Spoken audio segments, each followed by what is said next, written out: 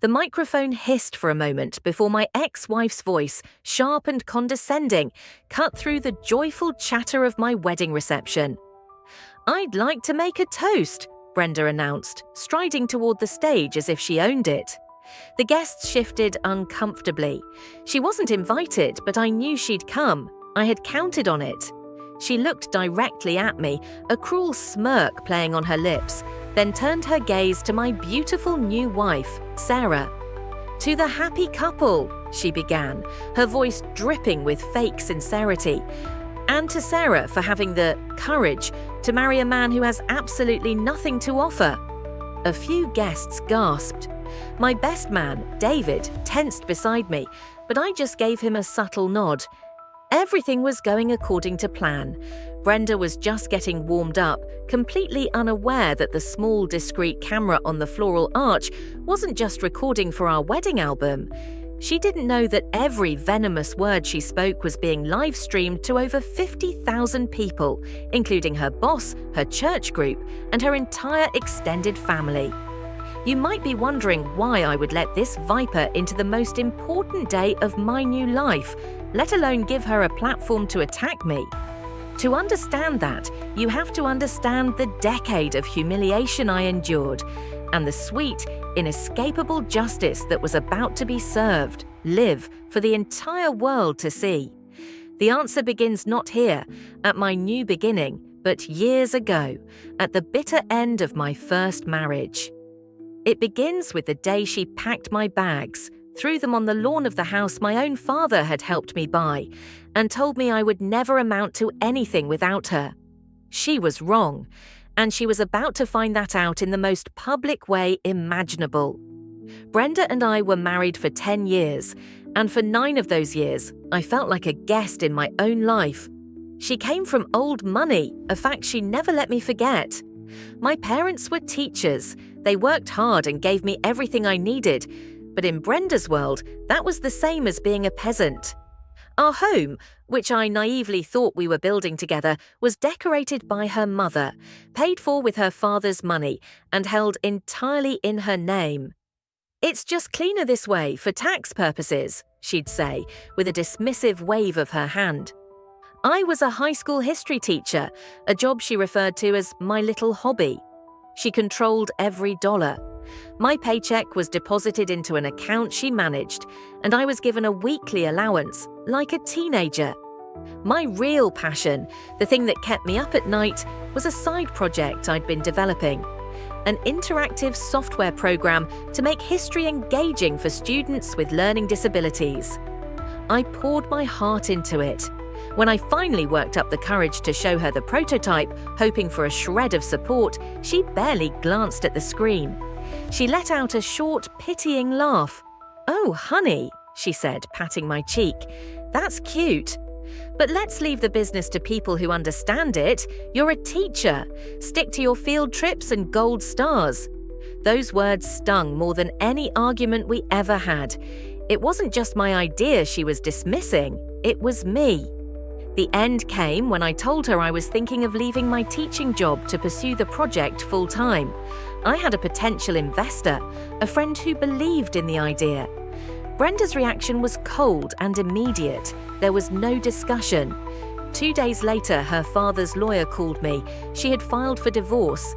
She told all our friends that I'd had some sort of breakdown, that I was throwing away a stable career for a childish fantasy. Because she controlled the narrative and the money, they all believed her. The divorce was a slaughter. She kept the house, the cars, the savings. I walked away with my clothes, my old laptop, and her final words echoing in my ears as I stood on the manicured lawn. "Good luck being a CEO. You'll be begging me for scraps within a year." That first year after the divorce was the hardest of my life. I was 35 years old, sleeping on a lumpy futon in a tiny studio apartment that smelled of stale coffee and desperation. Brenda's words had become a poison I drank every day. I started to believe them. I took a job stocking shelves at a grocery store, the physical labor a welcome distraction from the loop of failure playing in my head. I was a nobody. For months, my old laptop, the one with the prototype, sat in a corner collecting dust. Looking at it was like looking at a monument to my own stupidity. One night, after a particularly grueling shift, I was too tired to even turn on the TV. I just sat there in the dark, and my eyes fell on the laptop. Her voice echoed in my mind, dripping with condescension. "Go play with your little computer games." But this time, something different happened. The humiliation that usually washed over me was replaced by a slow burning anger. A fire started in my gut. Fine, I will, I thought. I'll play my little games. I had nothing left to lose, so I might as well lose it doing the one thing I ever truly cared about. That night, I opened the laptop and started coding. I worked all night, and the next day, and the day after that. I kept my grocery store job to pay the bills, but every other waking moment was dedicated to my project. I ate ramen noodles, drank cheap coffee, and rebuilt my software and myself, one line of code at a time. It was during one of my late-night work sessions at a 24-hour diner that I met Sarah. She was a freelance graphic designer who often worked there. She saw me struggling with the user interface, and after watching me for an hour, she slid into my booth. "That program looks really important," she said with a kind smile, "but the design is giving me a headache. Mind if I offer a suggestion?" For the next 2 hours, she sketched ideas on a napkin, her passion and insight breathing new life into my project. She didn't see a failure. She saw potential. She saw me. Sarah became my partner in every sense of the word. Her eye for design and her marketing instincts were brilliant. She transformed my functional but clunky software into a sleek, user-friendly platform. We rebranded, calling our company Keystone Education, and within 6 months, we landed our first major contract with the state of Oregon. The success that followed was a blur. One state contract led to another, and soon Keystone Education was a name whispered in school board meetings across the country. The money that came in was more than I could have ever imagined, but we didn't change our lifestyle much. We bought a comfortable house in a quiet neighborhood, not a mansion. We drove reliable cars, not sports cars. The trauma of Brenda's financial control had left its mark. I valued security and peace far more than luxury. My new life with Sarah was about building something real, not showing it off. When I proposed to Sarah a year ago on the anniversary of the night we met in that diner, it was with a simple ring and a heart full of gratitude. She was the foundation of my new life, the person who had shown me my own worth. As we began planning the wedding, we heard whispers from old mutual acquaintances. Brenda, it seemed, was telling anyone who would listen that her pathetic ex-husband was finally remarrying some poor, unsuspecting woman. She laughed about how I was probably still living in a dump and how she couldn't imagine what kind of sad little wedding I could afford. She had crafted a narrative of my failure so completely that she couldn't fathom any other reality. It was Sarah who came up with the idea. We were sitting on our back porch one evening when she turned to me, a thoughtful look in her eyes. "What if we invite her?" she asked quietly. I almost choked on my coffee. "Why on earth would we do that?" I asked.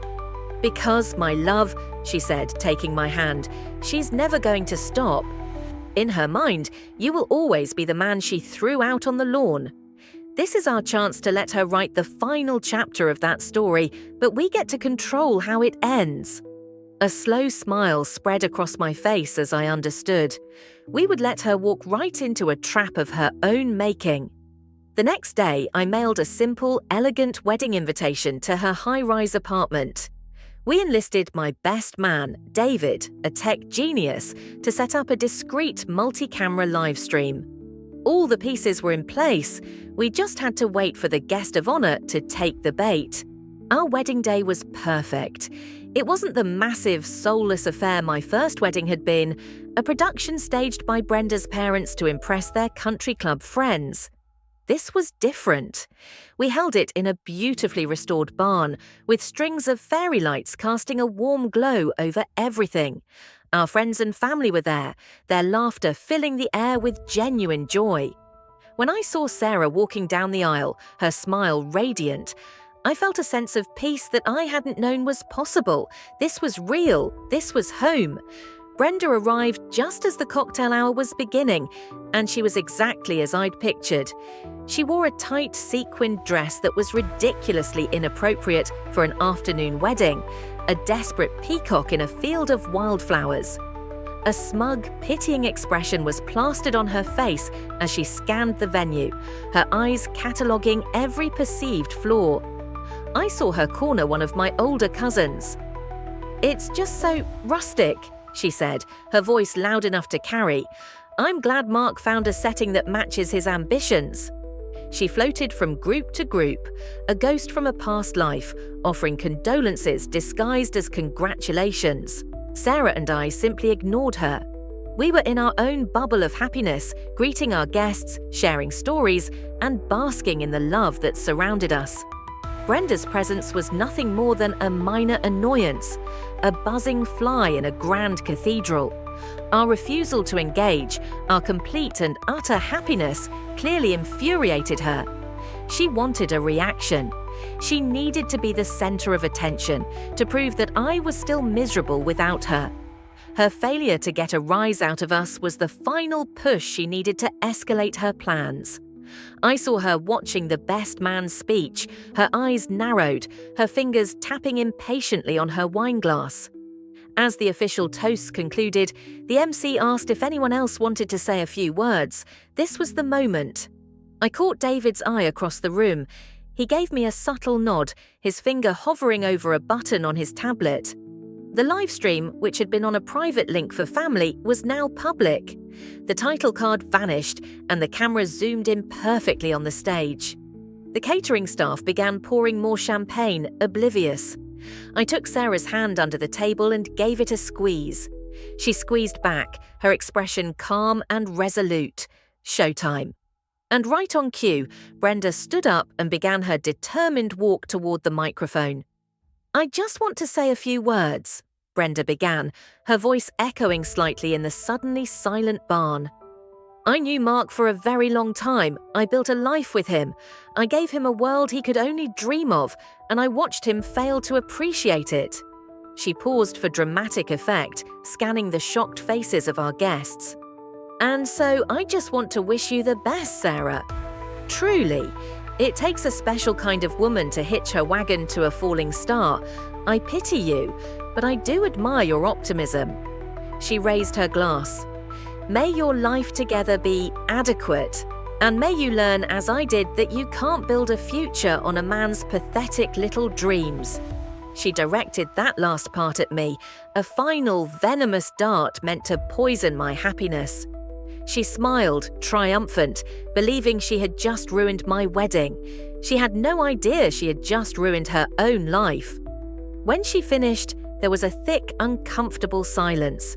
She looked around, waiting for the fallout. Instead of looking at her, I pulled out my phone and glanced at the screen, then gave David a nod. I stood up, walked calmly to the stage, and took the other microphone. "Thank you, Brenda," I said, my voice steady and clear. That was quite the performance. In fact, it was so compelling, I felt it was worth sharing. I gestured to the large projection screen behind me, where a slideshow of photos of Sarah and me had been playing. David worked his magic, and the image flickered, replaced by the live feed from the camera.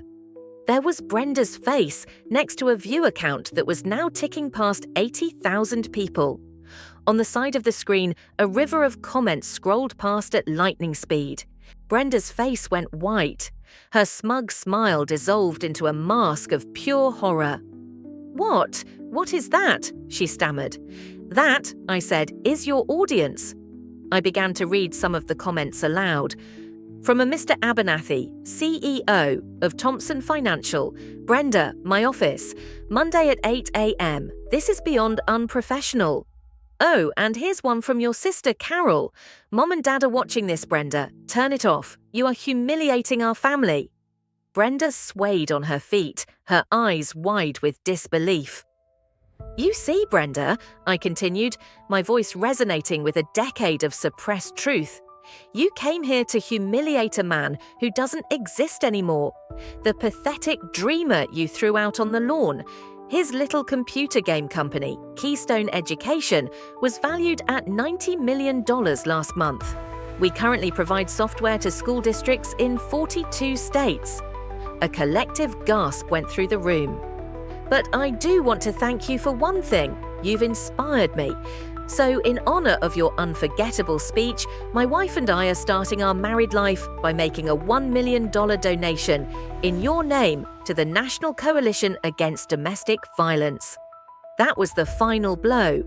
2 discreet security guards who had been posing as guests moved to her side.